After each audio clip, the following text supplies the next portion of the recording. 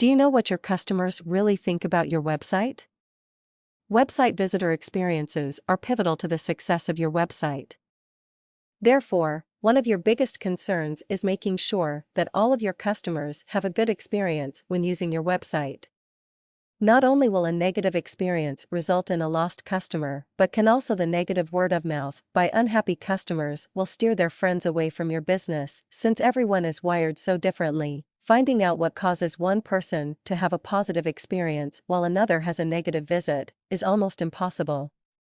However, there are several steps that you can take to improve your website visitors' experiences. Emphasize that you place a high value on customer satisfaction and that you want to hear back from your customers.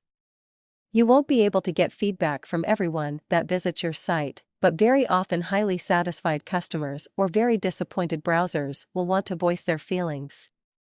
The feedback that you get should be viewed as very important. Respond as quickly as possible to any negative feedback. Don't take the positive comments for granted either. Customers always appreciate a personal thank you. Make sure that people know how to contact you. If your Contact Us page is either challenging to find or difficult to operate, visitors will not contact you, and therefore, learning about your website visitors' experiences will be very challenging. Try to send out surveys or questionnaires to get feedback. You need to be very careful with surveys and questionnaires.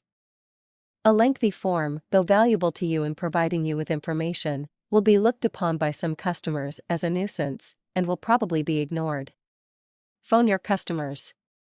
Personal phone calls can provide you with a great deal of information, particularly as you become more skilled at directing the conversation.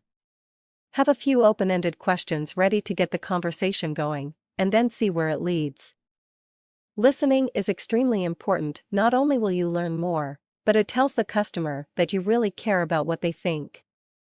Before you ask your first question, set the timing of the call. If the customer wants to talk beyond that time, fine, but for the busy person, keeping it short and to the point is always appreciated. Now that you've learned what your customers are thinking, it's time to put that information into action and improve your website's visitor experience.